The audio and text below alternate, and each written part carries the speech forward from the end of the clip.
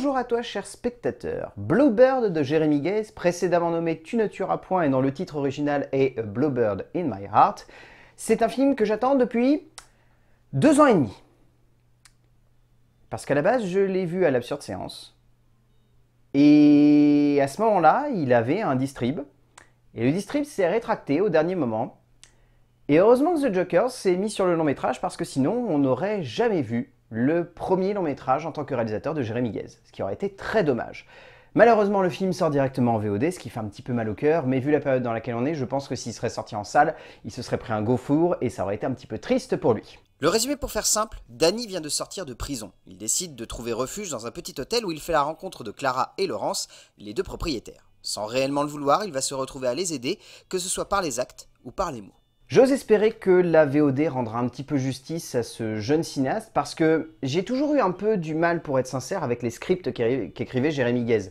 Il y a eu un premier temps dans sa filmo, quand il était vraiment scénariste et que scénariste, où il pondait des scripts qui avaient une certaine simplicité qui donnait lieu à des œuvres plutôt intéressantes. Mais à partir du moment où il a choisi d'aller dans une direction trop simple, notamment sur Iris par exemple, ou même sur Lucas, ça donne des œuvres qui sont pas extra et où tu as vraiment la sensation qu'il manque quelque chose. Et je trouve qu'avec Bluebird, il arrive à trouver l'espèce de juste milieu qui manquait à son cinéma en tant que scénariste et qu'il trouve en tant que réalisateur. Et ça donne lieu à un long métrage qui n'est certes pas exempt de défauts, ça c'est clair et net, mais dont il se dégage une vraie sincérité de composition, d'écriture, de mise en scène. Bref, c'est un petit objet filmique qui ne cherche jamais à être plus que flamboyant, qui cherche simplement à aller dans une direction claire, simple et confondante de simplicité vraiment dans sa manière d'être conçue, ce qui donne lieu à une œuvre qui est juste, qui est vraiment efficace, qui est entraînante, qui est émouvante, qui a quelque chose de très humain, sans forcément trop avoir à appuyer une poésie humaniste absolument inhérente à un récit, mais simplement de mettre en relief des personnages de la bonne manière.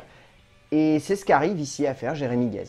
Il y a des films qui mettent beaucoup trop de temps à débarquer dans les salles, et quand ce n'est pas le cas, cela se solde souvent par des déceptions. Comme c'est un peu le cas ici avec une case DVD ou Blu-ray, ou même maintenant, monnaie courante du confinement et de la période dans laquelle nous vivons, la case VOD devenue indispensable.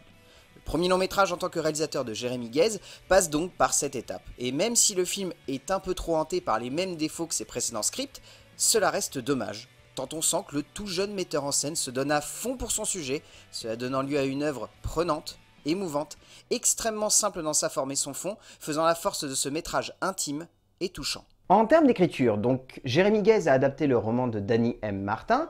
Moi, je trouve la démarche assez amusante parce qu'il faut savoir qu'à la base, Jérémy Guez, c'est un auteur de romans.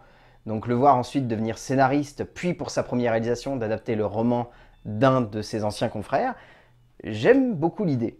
En plus de ça, je trouve qu'il a vraiment réussi à ici capter une vraie poésie inhérente au récit de Martin. Je dirais pas que le film est un immense poème, c'est pas vraiment le cas, et si c'était un poème, ça serait un poème un peu écrit à la truelle, mais je trouve que dans l'écriture que nous offre ici Guez, il cherche vraiment à exploiter le plus possible ce triangle de personnages et ne pas trop en sortir. C'est vraiment une démarche qui pourrait s'apparenter à celle d'un court-métrage, cette envie d'enfermer des personnages dans un seul lieu presque, ou de se limiter à 3-4 lieux différents, et de les faire passer par des stades émotionnels qui consistent vraiment à jouer le plus possible sur des cordes sensibles de personnages. C'est pas toujours très élégant, je pense notamment à une séquence qui implique Clara qui n'est pas réellement bien utilisée, mais a un vrai impact dans la suite du récit, et elle fonctionne plutôt bien.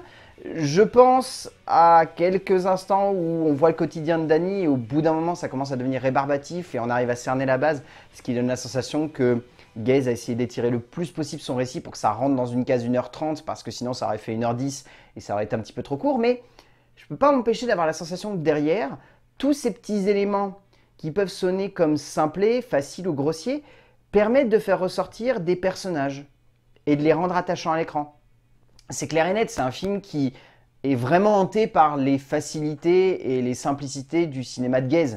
C'est-à-dire des personnages qui ont tendance à avoir un seul but, qui ont un passé trop obscur et du coup ça nous empêche de réellement comprendre leur motivation. Mais ici, ça fonctionne parce qu'on a quand même des appuis émotionnels, que ce soit Clara ou Laurence, qui permettent de comprendre ce personnage et donc du coup de s'y attacher réellement. En adaptant le roman de Martin, on sent que le scénariste avait envie de traiter d'un sujet toujours ancré dans ses thématiques personnelles, la rédemption, la fatalité et surtout le besoin pour un homme de trouver un sens à son existence après une étape difficile de sa vie, et c'est cela que l'on a envie de retenir de ce scénario. Parce que comme ces derniers scripts, on sent que Gaze ne sait pas toujours comment rendre son histoire plus dense que sa base, appuyant un peu trop certains dialogues qui manquent de finesse, mais parvenant tout de même à jouer assez bien avec la base de ses protagonistes pour les amener dans des situations où ils réussissent à devenir un peu plus mûrs et à avancer dans la bonne direction. En termes de mise en scène, j'avoue que j'étais surpris que Jérémy Guez se mette à la réalisation parce que même s'il avait souvent évoqué l'idée lorsqu'il bossait avec Julien Leclerc notamment, ça semblait pas évident qu'il passerait le pas. Et je trouve qu'il s'en sort plutôt bien. J'avoue que réellement j'ai été surpris parce que je me disais, punaise, le mec qui écrit le scénar de Julien Leclerc, qui passe à la mise en scène d'un film qui sur le papier se présente comme un polar d'action, j'ai des doutes sur l'efficacité de ce métrage. Mais plus le film avançait, plus je trouvais ça intelligent, poétique, simple. C'est pas un film qui est tape à l'œil comme ça peut être le cas avec d'autres réalisations du genre. C'est vraiment un film qui cherche le plus possible à exploiter ce qu'il y a dans le cadre et à faire ressortir la beauté de certains éléments qui sont inhérents à l'histoire. Je pense à un truc tout bête. Il y a un moment où il y a Danny qui va faire un test à Clara. Un test pour découvrir quelque chose que je ne vais pas vous révéler pour vous éviter des spoils. Mais cette séquence-là, en termes de pure efficacité visuelle, elle est extraordinaire.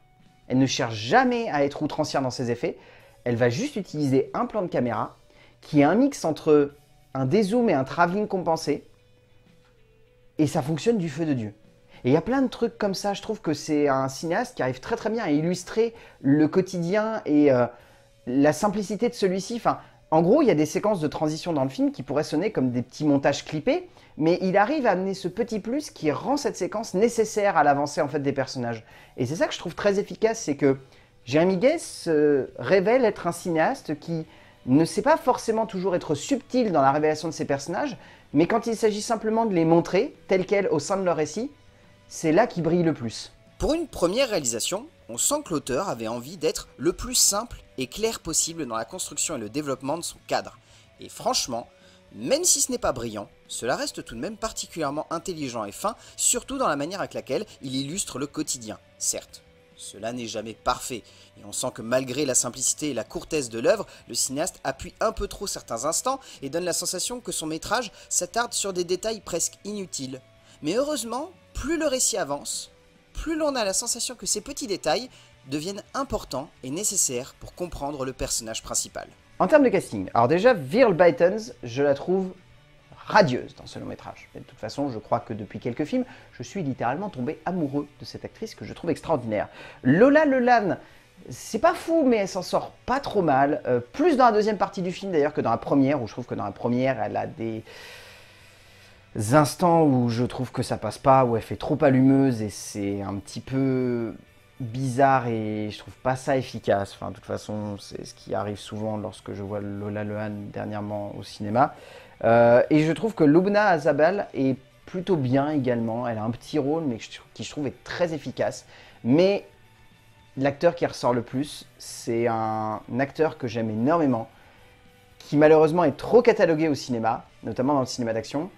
Mais heureusement ici, il est splendide. Roland Moller est un excellent acteur, trop souvent casé dans le rôle du méchant au faux air allemand, mais ici, il est tout simplement lumineux et impérial de bout en bout de métrage et son interprétation est juste hallucinante de puissance. Au bout du compte, Bluebird, c'est un film que je vous conseille réellement de vous procurer en VOD parce que, ok, d'accord, j'ai conscience que c'est un long métrage qui est peut-être, si ce n'est cliché, parfois un petit peu classique dans sa manière d'être écrit, dans sa manière d'être composé, mais pas m'empêcher de trouver son métrage beau, touchant, émouvant, entraînant. Enfin, c'est une première réalisation que je trouve vraiment réussie. Je dirais pas qu'elle est parfaite, je dirais pas qu'elle est flamboyante et qu'elle est totalement réussie de bout en bout, mais elle dégage une vraie sincérité de création.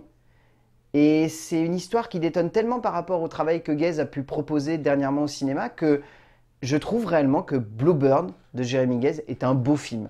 Un film parfois imparfait, un film parfois maladroit, mais un film qui sonne comme une œuvre mélancolique, poétique et douce à la fois. Et c'est ça qui la rend belle. Donc réellement, si vous avez moyen de vous le procurer, je vous le conseille très fortement. À plus.